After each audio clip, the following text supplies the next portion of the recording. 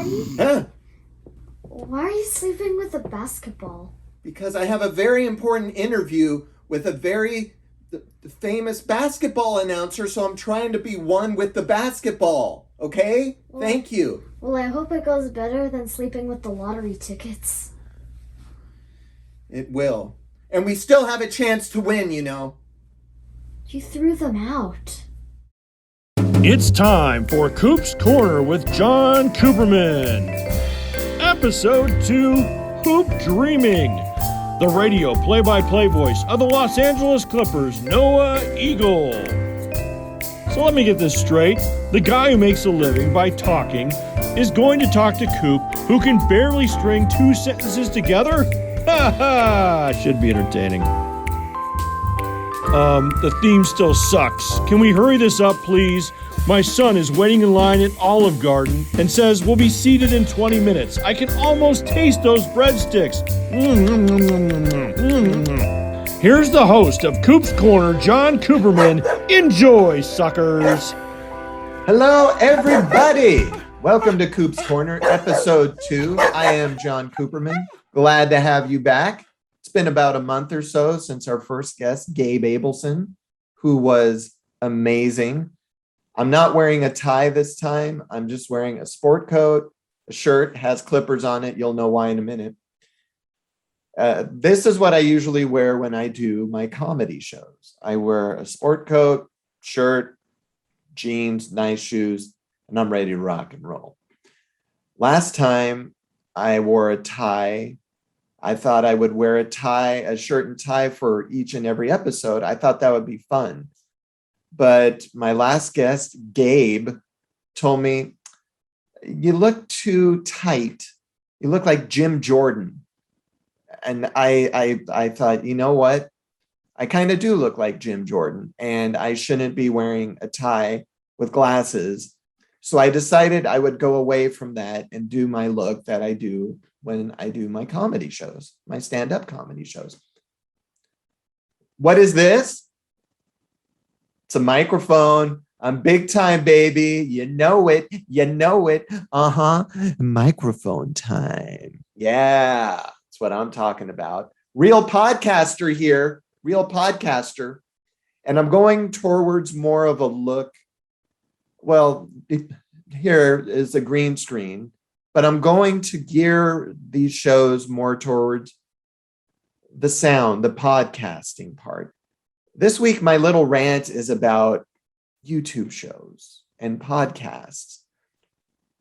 Now, as many of you know, I have a 9-year-old Mia. She was in my last episode. There's Mia. She wanted me to put her up here, so there she is.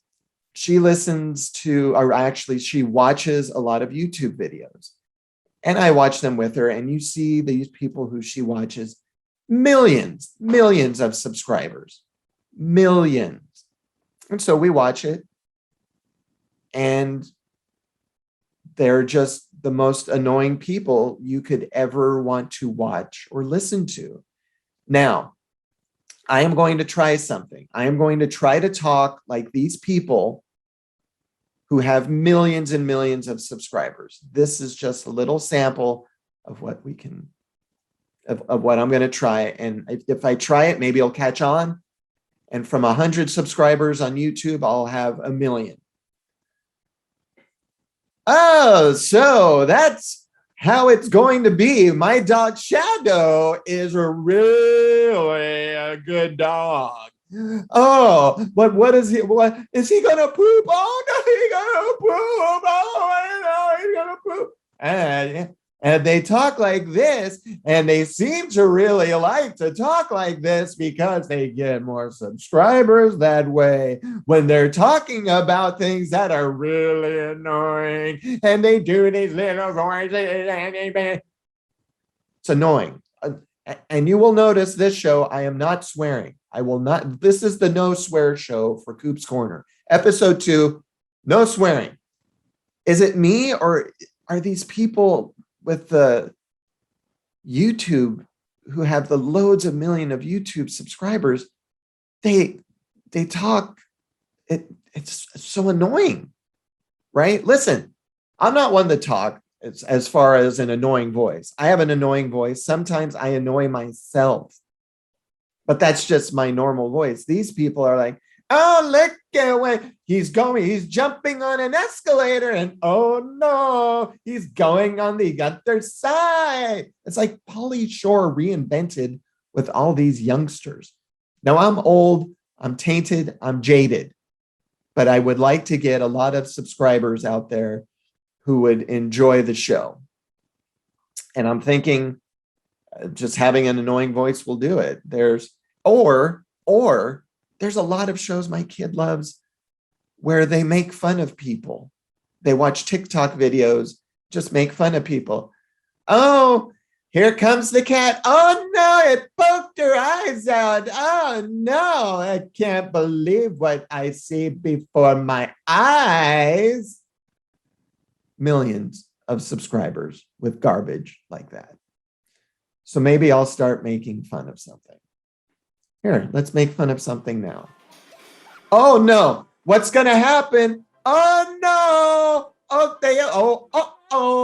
I can't believe they actually did that sort of a thing. Oh my God, look at what's going on around here. I can't believe it. Oh no, I'm gonna sell you a plushie. Who wants a plushie for $25? That will remind you of this.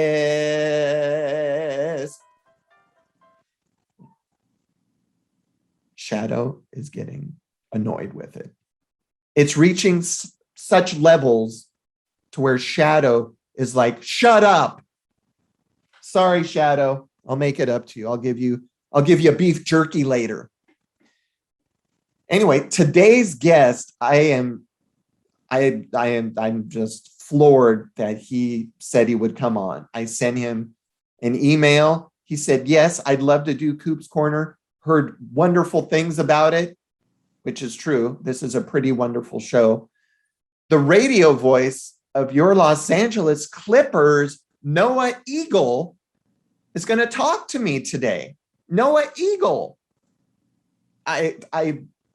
Now, as many of you know, I'm a Clippers fan. I'm wearing my Clippers shirt for Noah or myself. I just like wearing Clippers gear, but he's only 24 years old, I believe. And he's calling games for what could be a championship team.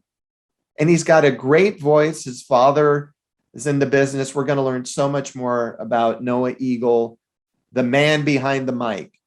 And I can't believe he decided to do this. And I'm so excited.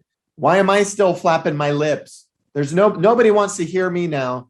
Let's take a break. When we come back, we're going to be talking with the radio voice of the Los Angeles Clippers, Noah Eagle. So excited. We'll be right back.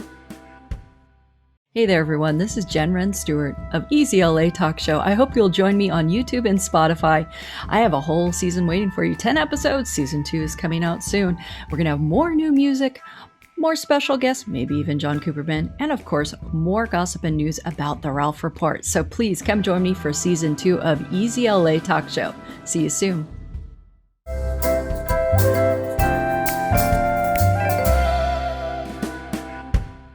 The guest today on Koop's Corner is the radio voice of your Los Angeles Clippers, Noah Eagle.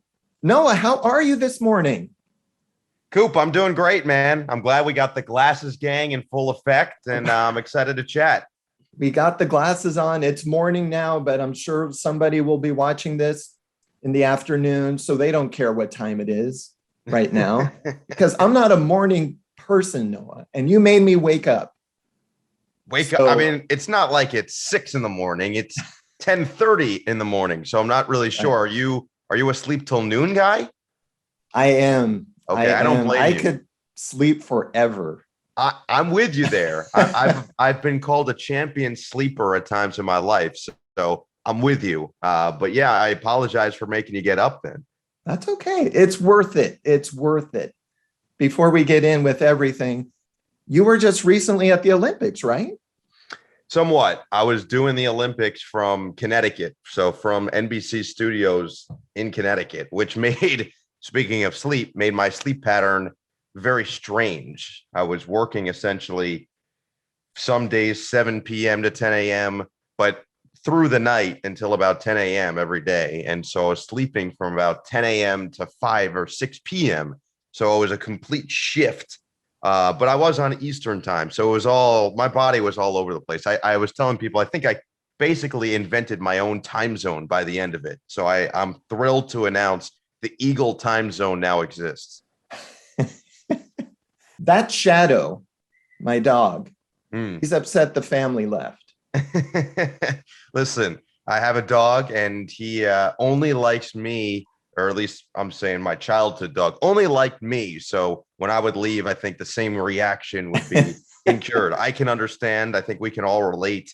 We all have pets or dogs that feel the same. So I think once he realizes you're in here doing your thing, I think he'll understand. I probably should have had Shadow leave too. That's all right. Or maybe he's whining because he wants to be here as part of the Noah Eagle experience. The more the merrier. Yeah. The more the merrier. Now, I'm sure people are wondering, you're young. How old are you? 24. Soon 24. to be 25. 25. When's your birthday? December. In December. So, when I was 24, I was in college, changing my majors. I couldn't figure out what I wanted to do. I loved being in college. I never wanted to leave college, so I kept switching my major, And here you are. I heard they made the movie Van Wilder based off your life. Van Wilder was me. No, not as bad, but Van Wilder was, yeah. When I saw that movie, I'm like, that was me. I never wanted to leave college because it's so fun. And here you are, 24 years old, the voice of a professional basketball team. It's amazing. So when you were a kid, is this what you thought you would be doing because of your dad? And you can let us know about your dad and who he is and everything. But is this what you wanted to do since you were little? Yes and no, Koop. I think that every kid goes through stages of dreaming about what their life is going to turn into. So for me, when I was young, I had a different idea in mind where obviously I think anybody who's super into sports thinks they're going to play their sport forever and they're going to make it into in my case, the NBA. And I was going to be great. I was going to play a long career of professional basketball and life was going to be amazing. And then I realized I was going to top out at about 5'8" on a good day and very little athletic skill. And so that wasn't very realistic for me and really anybody else that is in the broadcasting industry who felt the same. So I had shifted, but when I was pretty young, and most young kids, people ask, hey, what do you want to be when you grow up? It's a very quick answer of cowboy, astronaut, something cool. Mine was cool, but in a very, very different way. I would say I want to be a TV dentist with no hesitation. And that does not exist. It's not a real thing. I created that in my head. And so people would say, well, what exactly is that? So, it's a dentist that's on TV. This was all well before its time because now we've got Dr. Phil or Dr. Oz or whatever. You see these quote unquote doctors on television. So I think if I wanted to make it happen, I probably could. But I was told pretty early, like, hey, that's not real. I would maybe consider doing something else. So I would say around 13 years old is when I thought, you know what? My dad, who is a longtime broadcaster, has been announcing Nets games in New Jersey and Brooklyn for almost now. This will be his 28th year. He's been doing NFL, you name it, all different sports throughout my life, basically since before I was just an idea in his head. He's been broadcasting. And so I saw that every day. I have a good relationship with him. And I think that naturally, when you respect a parent, you appreciate a parent, it's easy to fall in love with what they're doing on a day-to-day basis and want to emulate it in some way, shape, or form. And that was mostly me. I watched him go through the process each week of preparation, of how he handled himself in every situation, and then obviously performing when it actually came down to it. And I said, I like that. I think I could probably put my own personal twist on it. And so that's what I went with. And it helps you have the voice. You got the voice. Me, I like Mr. Monotone with the speech impediment. You got the gift, man. It's great. Lots of cigarettes. No. I don't use any voice enhancing drugs. No VEDs here. It's I'm very fortunate. I got very lucky, and I think whatever voice gods gave it to me every morning, I do. That's great. Now you're not only with the Clippers, you do tennis as well, the tennis channel? Yes. So I'm doing Clippers. I do a bunch of tennis throughout the year, which is great. I grew up a tennis fan, and they had actually offered me the opportunity to come and start with them in some capacity before the Clipper job was offered to me. And then it just ended up working out that both were going to be in LA. There are studios over in Santa Monica now. And so it just, again, it was a perfect storm. I grew up around the sport to a certain degree. My dad had done tennis over the years. I'd been to the US Open, being from the New York area, for basically every year for a decade. And so it was a perfect marriage. And I've only grown my appreciation for the sport. And I've only grown my knowledge now for the sport. I know way more about tennis now than I ever did in any other point in my life. And it's a really fun sport to get into and learn the players. And once you start to understand and know these personalities and everything that goes into it, it's super, super interesting. That's cool. Now, how did, now being a fan of yours and the team, I know how you got the position that you have with the Clippers, but let the audience know how that happened, because you are so young. Normally it doesn't happen to someone as young as you. Let us know how you got the position, being the radio announcer of the Clippers. Yeah, Koop, I think that I'm very lucky in a variety of ways for a variety of reasons. And timing in this case was certainly one of the reasons that I got fortunate. I was graduating from Syracuse in 2019, May of that year. And I had a professor there who was still somewhat active in the industry and did most of her work on the West Coast. And so all of her friendships in the business and connections in the business, not all of them, but a vast majority, came out here in Los Angeles or in the West Coast California area. And so with that, the timing of all of this became the fact that Ralph Lawler would be retiring at the end of that 2018-2019 season after 40 years with the Clippers, after a beyond legendary career as the Clippers voice. And so with that, the Clippers obviously needed to fill those shoes, which were not easy shoes to fill. So what Steve Ballmer and Gillian Zucker and everybody from the team wanted was a wide net search. They wanted to find as many different types of candidates as possible. People with a lot of experience, people with experience in different areas of the business, people who are close to LA and around this vibe of the city and the sports scene and all of that, people with very little or zero experience. And so that's kind of where I filled in. I fit into that category of someone up and coming, so to speak, who hasn't really done a lot, who has to prove that I would belong. And so I was just one of the names that when John Hefner and Nick Davis from, at the time, Fox Sports West and Prime Ticket reached out to my professor, Olivia Stomsky, because of the relationship, to ask, I was just one of the several names she gave. And so I had to get her a reel of some of my work up to that point in the basketball world. I had to get her a resume and just a description essentially about who I was and what I'm about and my broadcasting and all that stuff. And months went by before I heard anything. And then I figured nothing came of it. She didn't tell me who it was for, what team it was for, any of that stuff. She just said, hey, there's a basketball team interested, and that's all I'm going to say. I said, okay. So I was like, it could be anywhere. It could be any team. It could be a team in Australia for all I know. I just knew I was submitting for a basketball team, and it was a professional basketball team. And so a few months go by, I figured, all right, I've moved on at this point. And as I was driving to a radio show, so Monday evening in Syracuse, I got a call, my car lights up, and it was an LA number. And I didn't have it. I didn't know it. So I answer it, and it's a booming voice. It happens to be Nick Davis from Fox Sports Prime Ticket. And he says, very matter of fact, is this Noah? I said, yeah. He said, hey, this is Nick Davis, and we want to fly you out, interview you, and audition you to replace Ralph.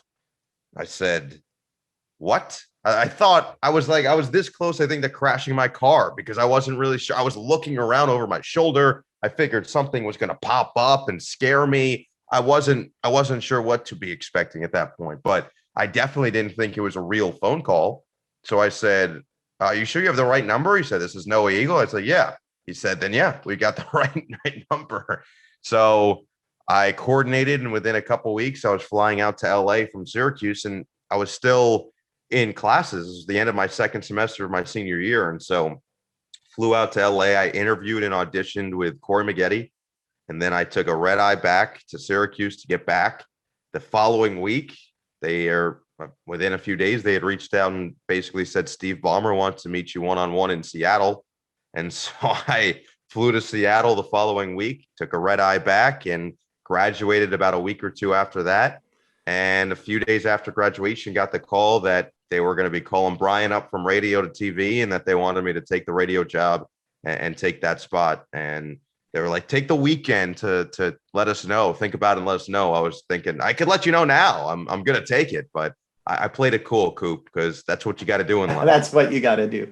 Now, meeting Steve Ballmer, what was that like? I would be so nervous, but he seems like he's so cool. You know what I mean?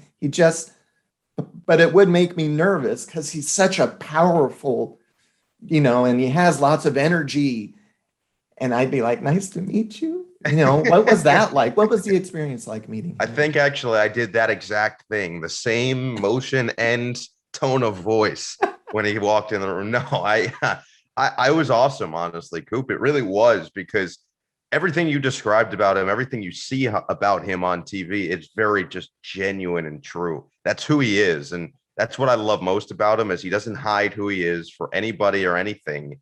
He goes out there, he does things the way he thinks they're meant to be done. He doesn't tailor any aspect of his life for anybody.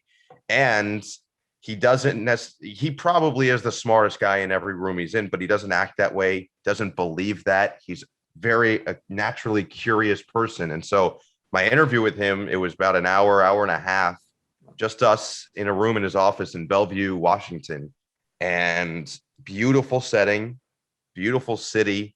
That's where he lives. And it was just a chat. He wanted to get to know me a little bit. He had watched the audition I did.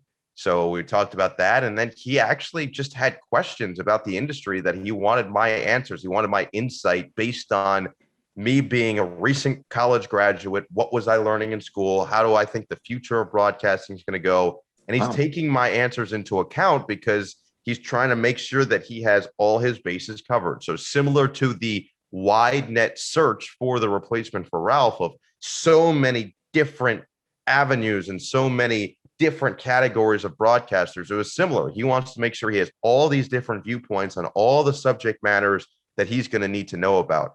And so I thought that was really, really cool. And then I realized once I did get the job, I saw him during training camp that first year. He came right up to me and just told me, we're so happy to have you here. And then I realized that wasn't just me, that's everybody. I'll be walking in the tunnel at Staples Center and he'll say, hey, Noah. They're like, hey, Steve, great to see you. They don't see a security guard or just anybody. Doesn't matter what their title is. Hey, John. Like he knows the name. He knows background. He genuinely cares about people. And that's what makes him such a good owner, is he doesn't just think it's my team. He thinks it's our team all together. And that's really cool. Not making this about me, but is there a way I can meet him through you? I would love to meet Steve Ballmer. I don't know if I have that kind of pull yet. I'm still pretty early in my tenure, but I could see what I can do. Yeah. No promises though. Now, here's where you have to be honest with me. Are you a Nets fan? Yeah, right? Right. I mean, you got to be a Nets fan because of your dad.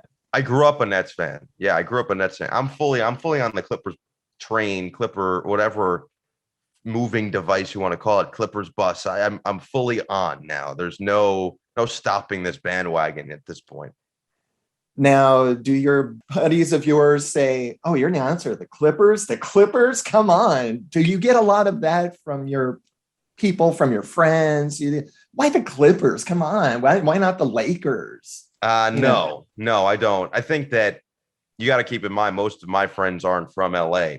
There are people in LA that I think that's more of a natural reaction, although it's changing. And I came in at a really great time because my first year was Kawhi and PG's first year. And so the relevancy of the team's very high from the start.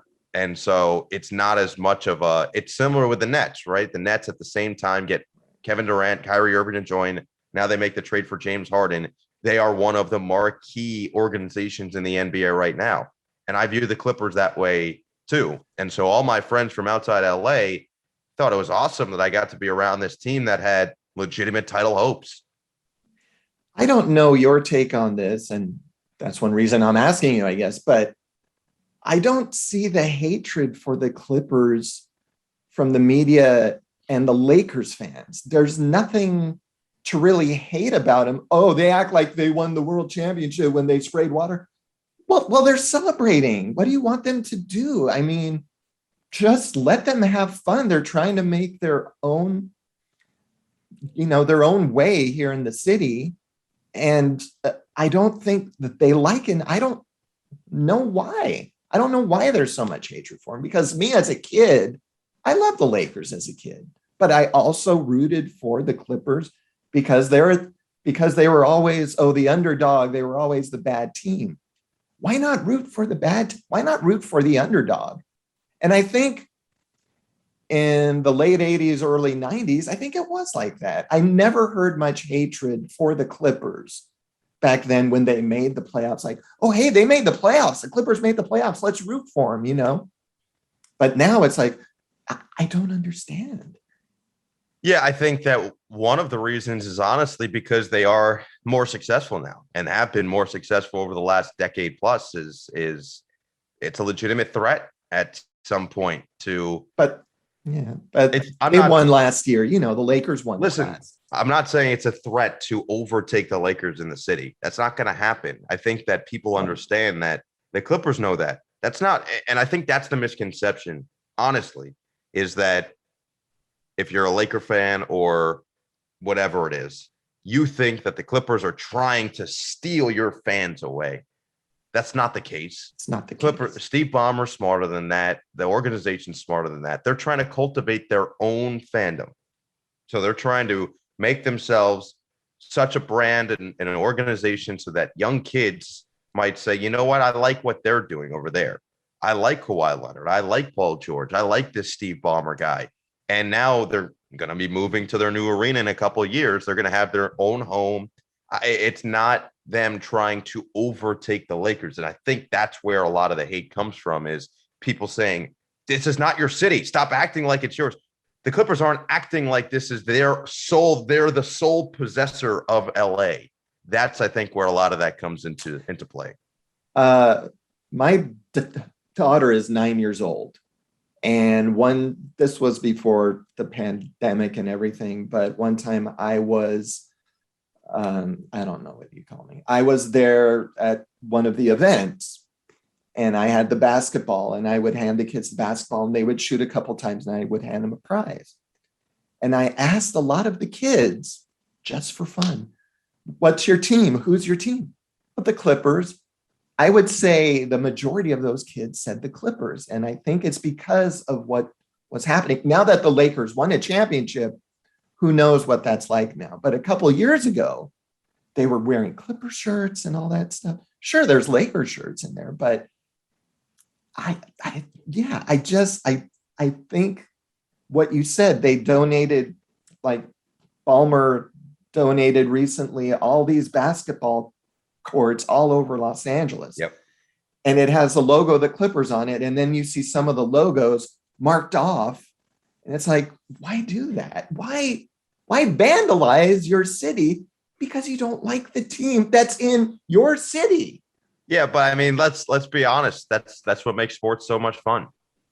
That's the aspect of sports that we love, is the competition, is the back and forth aspect of it, of, hey, your team this, my team that. That's what connects us at the end of the day. Even if there's a Laker fan, to me, I've met so many Laker fans that I can still connect because of the aspect of sport. I might disagree with everything they say, but at the end of the day, we all are just enjoying all of what these athletes and these organizations are providing, which is high quality entertainment, high quality basketball. And in the Clippers case, over the last 10 plus years, a lot of wins. I'm up for that. I'm not up for vandalism, Noah. I don't want vandalism going on in the city. Like when LeBron came, they vandalized his mural. I mean, I don't get it. That's what I don't get. But It's all the emotion, man. It's all emotion. what about Summer League? Were you in Summer League at all? Were you announcing any Summer League games this year? No, unfortunately. I had been for the previous two in 2018 and 2019. Obviously, it wasn't held last year, but it's my favorite event. I love Summer League. Unfortunately, I wasn't able to go this year. Was doing the Olympic stuff, and then I went straight from the Olympic to tennis. So it was all overlapping, unfortunately. Did you see some of the basketball games? Yes, I did. I watched from home. And so what do you think of the rookies this year that we have? So yeah, three guys drafted, and you start with Keon Johnson, uber athlete, really limitless potential when you think about his physical traits. He said he likes to think himself and compare himself to Kawhi in terms of what he can do from a frame. So defense, in theory, is where he can thrive early in his career. He's got all the skill and all of the physical marks to be a great defender. So if he can put it together and adjust to the speed of the game, he can be an impact player from day one just based on his defense. No different than what Kawhi and Paul George did when they first entered the league. Is they said, all right, I'm going to hang my hat defensively, and the offensive skill is going to come over time. Jason Preston has always been a player that has really, I would say, made me curious, because he is really skilled. His story is amazing on how he got to this point. He had a late growth spurt. And generally, when you have a late growth spurt, we look at guys like Anthony Davis, who was a guard all his life and now is a big, but he can do guard things because he had to learn all the guard skills. Jason Preston I would take that to a different level. He is so cerebral and so smart because he had to use his head to be 2 steps ahead of everybody else before he grew an extra 4 inches in what would have been his first year of college had he not gone to prep school. And so as a result, he sees the game so well. So similar, if he can adjust to the speed, he has a chance to be a good NBA player. And then Brandon Boston Jr. might be the most intriguing of the three. He played great in the last couple games of Summer League. We're seeing the skill. He's flashing the skill. He is so young, 19 years old, needs to fill out his frame physically. But what we're seeing is he's not afraid of any challenge. He's not going to back down. And there's a reason that he was projected to be a lock for a lottery pick coming out of high school, because he is lanky. He can shoot the basketball. He has got a somewhat polished aspect to his game. So to me, it's all about him physically. If he fills out and matures over the next 2 years, I think he's got a chance to be a legit impact player for them. And the biggest thing I would tell any Clipper fan is look at the development that was made by the young players last year, and namely Terrence Mann, right? By the end of the year, Terrence Mann was a legit factor in the playoffs for this team. We know what happened game 6 against Utah, 39 points, but even other games in the playoffs, he was very important to their success. Luke Kennard, as the season went on, got better. Ivica Zubac just keeps improving. We saw Amir Coffey make strides. So the development team with the Clippers did a great job last year. Sean Fine deserves a ton of credit as the developmental coach and shooting coach. And I think that we'll see that again this year. Terrence Mann taking another step forward. Luke Kennard taking another step forward. And now any of these young guys that are trying to get involved, The problem is, and it's a good problem to have, the depth is still there with this team. So it's really going to be necessary for if PG isn't going to play in a couple games, or if Reggie gets to take a couple games off, because the schedule is quite grueling this year. They have four or five different parts of the season with 5 games in 7 days, 14 back-to-backs. That January alone, there's a stretch of 10 of 11 games on the road, and the only home game is at 12:30 to 12:30 start. So that stretch is absolutely brutal. That's a gauntlet. So when you look at that, they are going to need that depth to their advantage. They get Bledsoe back. They now have Justice Winslow. They get Ibaka back healthy. So you look at some of the pieces, Batum's back. They're going to have a decent depth in there. They've got a very good top 10. So then after that, does Keon Johnson break in? Does Jay Scrubb get an opportunity to show that he can play consistently at this level? Does a Jason Preston get a chance as a backup point guard? Or do they trust Brandon Boston enough now, physically what he looks like and what he feels like, to go out there and make a positive dent in a game? We're going to find out, but they've got a lot of options, and that's a positive thing. It's exciting. It's exciting with these young players. And here's another thing I have to ask you. What about all the moves the Clippers have made this year? What do you think? The backlash on trading Patrick Beverley, he was great. I love Patrick Beverley, but he's been hurt a lot the past 2 seasons. And then we trade for a former guy we had, Bledsoe, who I think is going to fit in so well with the second unit. So well with Ibaka. I just think he's going to fit, and I just think he's going to be great. I think the trade was a solid trade. What about you? What do you think? Yeah, look, it's always difficult to lose a player like Patrick Beverley, and he has meant so much to the Clippers over the last 4 seasons. He has helped to establish and build what we now know as this Clippers culture that they have certainly established. They have certainly implemented. It's got a similar feel to the grit and grind days of the Grizzlies, where they're never going to be out of a game because they're going to keep fighting. And Beverly was at the head of that snake. He was at the forefront of keeping that culture in check when it came to the Clippers. So you never want to have to lose a player like that. But with that being said, I do think you're right. Bledsoe has been someone who's been durable, knock on wood, through his NBA career. He's played a lot of games. You put him with that second unit, and now you start to just place some of the pieces together. I haven't had a chance to talk to Tyronn Lue about any of this stuff yet. Haven't had a chance to talk to anybody from the Clippers yet because we're in our summer, so I'm not going to be bothering any of them. But if I had to guess, the first unit, that starting 5, is going to be Reggie Jackson, Paul George, Terrence Mann, Marcus Morris, and Ivica Zubac. That makes the most sense. So now you look at that second unit, you put Bledsoe in there. You have Kennard as a shooter, Batum and Ibaka. Both can shoot it from the outside, and both are willing to shoot it from the outside. And now you add Justice Winslow, a piece the free agent signing that they had this summer.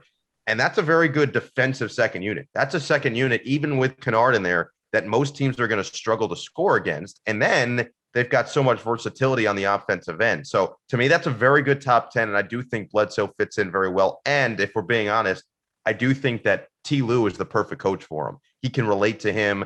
Bledsoe can relate to the type of career that Tyronn had, where he had to be a below average size. He's about 6 foot. So in my world, that's tall. But in NBA circles, that is very short. He's always the shortest guy around all the other NBA guys. Bledsoe's around that height. He's 6'1", but he grinds his way defensively, similar to what T. Lue did his whole career, 2-time all-defensive selection for a reason. And he's still not that old. He's still fairly young, mostly in the prime of his career, the tail end of the prime of his career. I think you're getting a guy who you're essentially paying the same amount of money for as you were Patrick Beverley and company. And I think he can really help you. He can really help you on that second unit, to your point. His knock was he can't shoot in the playoffs. He can't.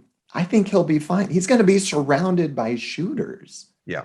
And he's going to drive downhill, and they're going to have to converge on him or the shooters. And if no one's around him, he's going to go up and slam it or lay it right up.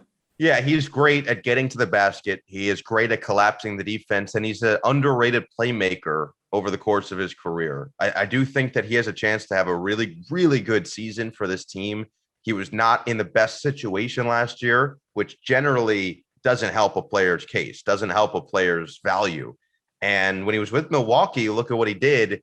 He was great for them over the course of the regular season. To your point, it's the postseason that's going to really come into question when talking about Eric Bledsoe, but he's surrounded by shooting, and we've seen Tyronn Lue be willing to shorten his rotation. So if he doesn't think Bledsoe's going to get it done for him in the playoffs, he's got no problem putting him on the bench. We saw him park Patrick Beverley on the bench an entire series against Dallas. He parked other players on the bench entire other series when it wasn't working. Rajon Rondo, it wasn't working. He said, all right, then we're gonna sit you down for the games.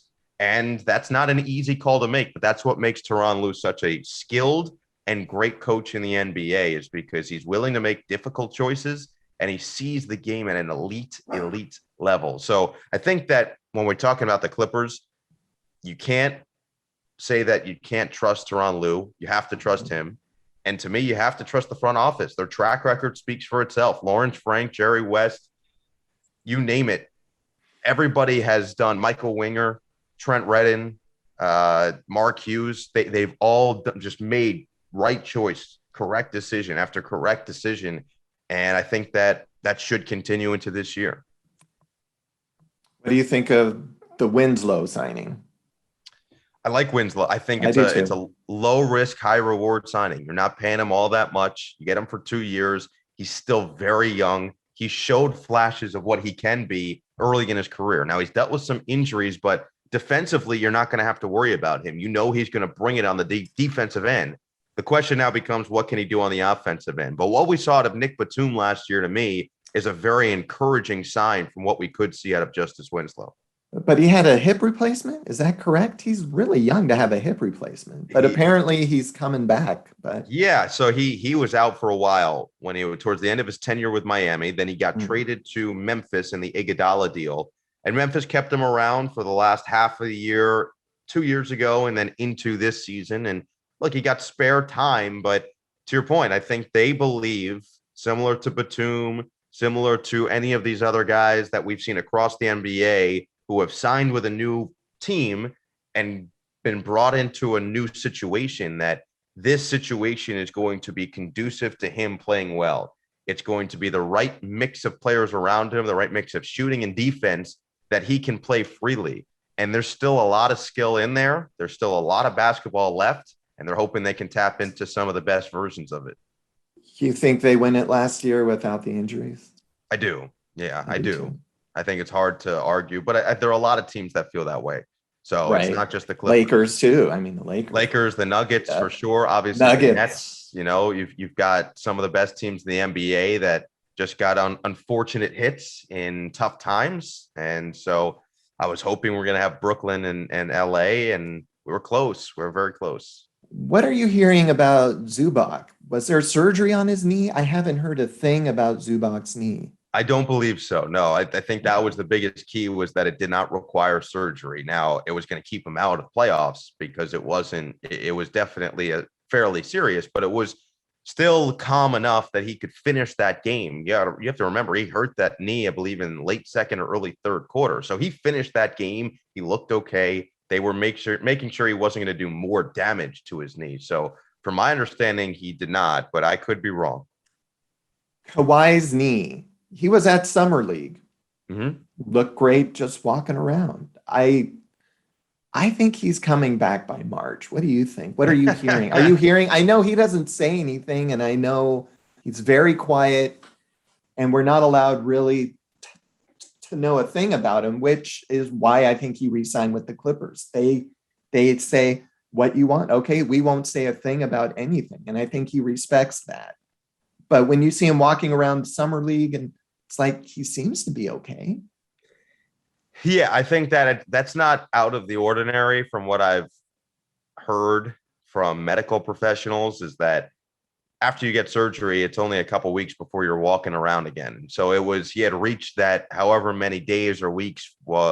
I was a little surprised there was no brace on his knee. But the biggest thing I think you have to keep in mind is Jamal Murray, let's compare the two. Jamal Murray ruptured his. He tore right through it, which means it wasn't slight. It wasn't only one area. It was the entire thing basically ripped. Whereas Kawhi's knee was a partial tear, and it was very small. It was this tiny portion of his ACL that just began to tear, essentially. That was the difference between the two.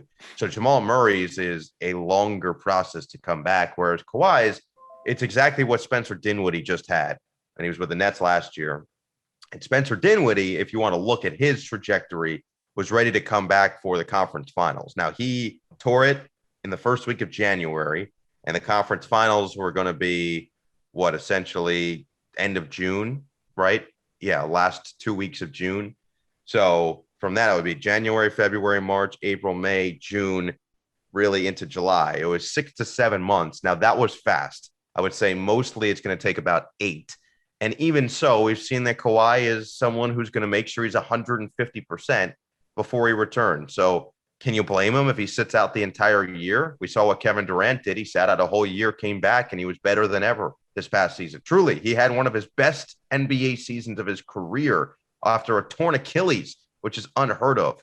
We saw what happened when Klay Thompson tried to come back after he tore his ACL. He ended up tearing his Achilles because he was overcompensating, and that can happen. So you want to make sure that they've locked him up now long-term. You have to make sure that he is going to be 150% by the time he returns. You think he returns this season? Honestly, I don't know, because I don't really know. Everybody's body does recover differently. We saw Adrian Peterson, the running back, come back from an ACL tear like 6 months, 5 months later, which is bionic stuff, and dominate the NFL. So it really is going to depend on how his body reacts, how he feels after several months. But I don't want him to return unless he is 150% ready to do so. Before I let you go, this season, when they were in the playoffs, I couldn't watch it. So I listened. I listened to all your calls because it stresses me out watching. So sometimes I lay down, or I just shut my eyes, or I walk the dog listening to you. I listened to you when that slam dunk happened with 0.9 seconds. And I'm walking the dog. And when you said that, I mean, and I loved how you said, that cannot happen. That cannot happen. And then when you see the replays of it, not that it's an excuse or anything, they were holding Zubac. Yep. But that's not an excuse. Zubac, but if Zubac shoved back, that would have been a foul on him, in my opinion, because it was home. They were holding his jersey, but still, he should have made it there on time. Batum should have switched. It was just a meltdown. It was a tough one. It's a tough one to swallow still. When you look back at the series, you know there were chances. And look, T. Lue, the whole team, they all knew it. They all felt it in the moment of how big of a chance that was somewhat torn asunder. And you live and learn. There are things you obviously can't rewind and do it over again, but if they could, they would change a lot about how they defended it. At the end of the day, it wasn't meant to go in their favor that night. They come back and win game 3, had chances in game 4. It was a series that I think all Clipper fans believe was winnable, even without Kawhi Leonard in there. And so that's the tough part of all of it, is you feel like you could have been right there in the NBA Finals and you could have had a chance to take down Milwaukee, but it wasn't meant to be. It was a magical season nonetheless. And while it was tough to watch that happen, the Valley-oop, it was cool to say that I was there in person for what is now an iconic playoff moment. Oh, okay, so you were there when that happened in Phoenix. Yep. You weren't out here. No, the last 2 rounds of the playoffs, I was allowed. The NBA cleared us to start traveling for broadcasting purposes. So I was in Salt Lake City for that series against Utah, and then in Phoenix against the Suns. And Paul George, when he missed the free throws, yeah, that's tough. But he had a great series.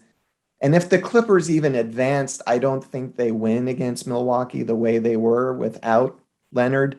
But I mean, who knows? But I think you're right. I think it was a magical season, and they learned a lot. And I think they're going to come back. And Kawhi, if he returns in March or sometime, I think they will have a shot as long as they get a 6 seed or something like that. I think they can reach a 6 seed without him.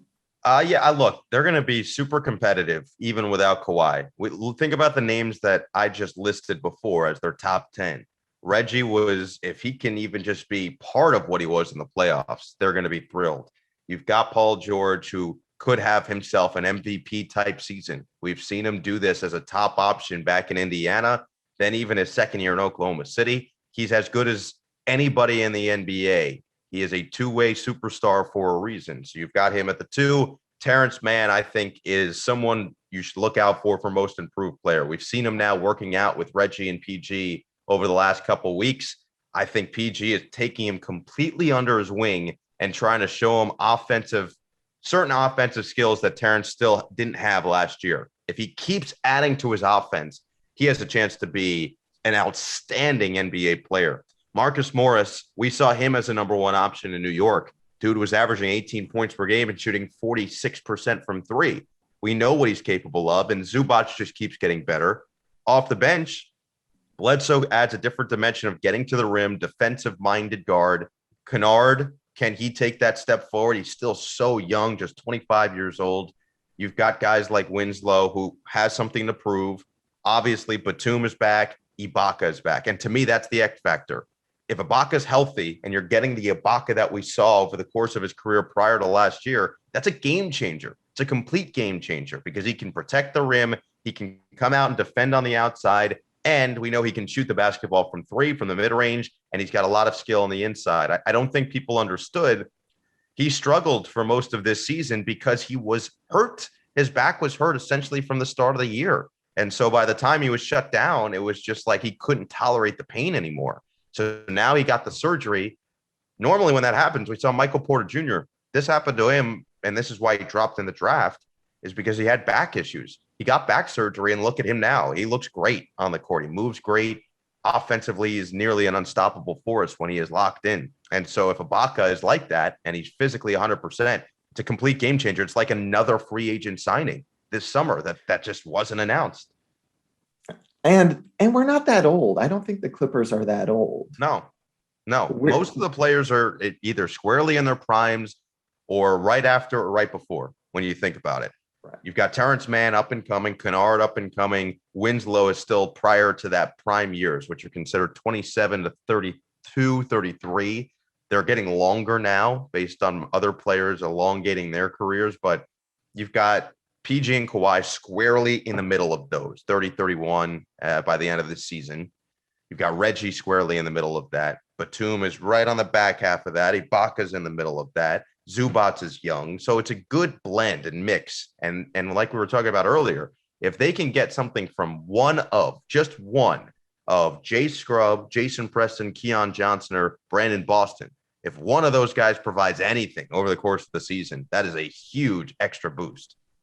And I think they will. With the back-to-backs, I think they're going to just say, you know what, for the second game of the back-to-back, we're just going to let you guys play. We might lose, but you need the experience. Let's have you in the mix. I think they're going to try that a couple times this year. Wouldn't shock me. Wouldn't shock me at all. And it's not like everyone's 85 years old, like on the Lakers. They're signing people that have been in the league in the 1970s. They've got quite the veteran squad, let's say. I don't see them holding up, but who knows? If they hold up, they're going to be there. But they are very good. Yes. You need a catchphrase. Yes. Do I need a catchphrase? I don't know. You think I need a catchphrase? I think it would be fun. Like you when have the any Clippers, recommendation? I have a couple. All right, let's hear them. When the Clippers are waking up. See, I can't say it because I'm too nervous with you, Noah. No. Let it. I'm telling you. Clipper doodle doo. Oh, they're waking up now. Clipper doodle doo. That's lame. And that's really all I got. Oh, it's the one. Okay. Clipper doodle doo. Okay. We've got a couple. I mean, I'll use Kawhi up high for dunks. Right. Kawhi lights for big plays. We'll mix them up. Yeah, mix them up here and there. I like wordplay. And what about Adam Oslin? How's he to work with? The best. I love Adam, truly. And I couldn't have gotten a better person to help me out when I first got here. Brian was here too, Brian Seaman, and he was great because he had been in the role for a decade plus. And so he could answer as many questions I needed. But to have Adam sitting next to me as another security blanket and knowing that whatever I needed, wherever direction I wanted to go, he was going to either take me or join me. It's just such a luxury to have. And so I love him in multiple, as a person I work with, as a person in general, as a friend. And I'm just really lucky to call him my pre and post host. And I'm hoping that continues moving forward. I keep telling Adam one of these days I will call in, but I would get too nervous. And he makes me nervous because if I have an opinion he doesn't agree with, he's going to rip my head off. I'll let you know. He's going to rip my head off and call me names. And I don't need that, Noah. Just get Shadow on the phone and Shadow will tell him off. Shadow, when they used to, this was before you were with the Clippers.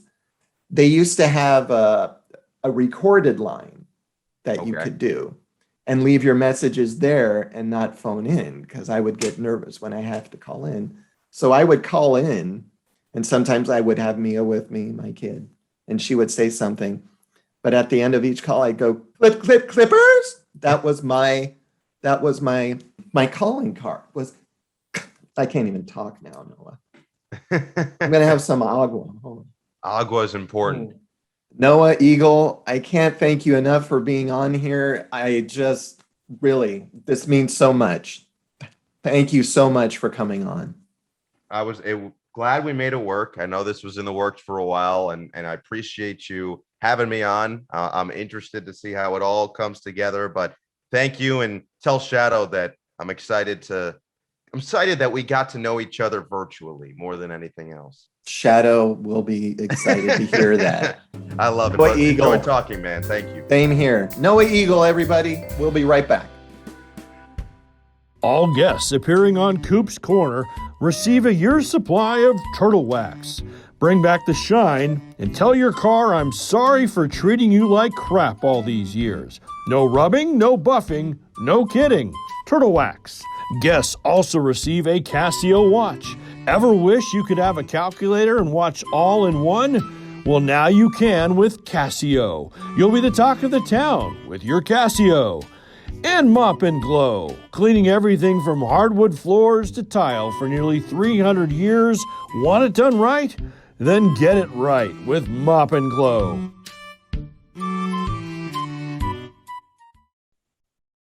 Wasn't Noah Eagle amazing? Just amazing. Thanks once again to Noah Eagle, the radio voice of the Clippers. Just what a great interview. Thank you. I forgot to ask Noah, we have a question here from Twitter. I forgot to ask. It's from Clip 1257.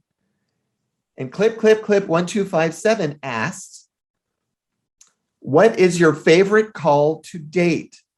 What is your favorite radio call to date? Now, I know he's not here, but I think I can answer this question for him. This, by far, is one of his greatest calls ever. Listen for yourself. Here's Kawhi Leonard moving from left to right, crossing the timeline. Chest pass goes to the right wing. It's Paul George being guarded very closely on the perimeter, and he's motioning something towards the stands. What's going on here? There's some mass confusion over about row 10 on the left side behind the basket, and there's a man standing up. It's John Cooperman, Clippers superfan and absolute legend. There's nothing this man can't do, I've been told. And now Paul George is motioning him to the floor. Oh, he's stepping over a fan. He just spilled a beer. Someone just spilled a beer in the crowd, and Cooperman is causing a scene, but he's made his way to the court. He is dressed already in his Clipper uniform. For some reason, he knew this was going to happen, and George gets the ball to him on the left wing. Cooperman is facing up. 8 seconds left with the Clippers down by 2. Cooperman crossing over. The step back. The three ball for the win. Cooperman drills it, and the Clippers take another one in Staples Center. That call was pretty strong. You can't argue with that. It's pretty strong. Noah Eagle, the man. What a cool guy. Hey, it's Koop. I thought I'd bring out the electric guitar for this episode, vary it up a little bit and have some fun. Once again, I brought Mia, my daughter. She's going to play the tambourine. Say hi, Mia. Why are you wearing glasses? Because I want to look cool. Well, you're not. Shake.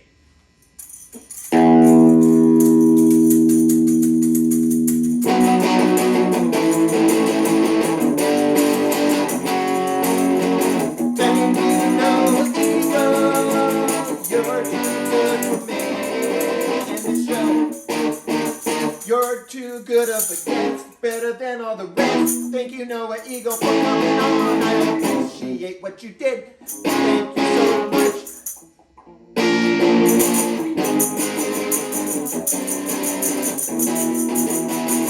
Thank you, Noah Eagle. Thank you, Noah Eagle. Thank you, Noah Eagle.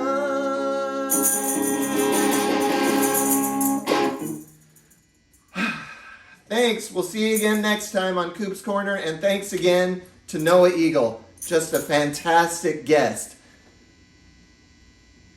We'll see you next time. Showing the kids how it's done. That's what I'm talking about. Did it go in? Yeah. Awesome. I was looking at the camera. Did you get it? Yeah. I'm going to zoom next time. Here comes another one. Let's see it. Here, got it. Awesome bag. When the camera's on, I do much better. Oh, that's off. Don't shoot that one. Uh-oh. Don't shoot that. Turn it off.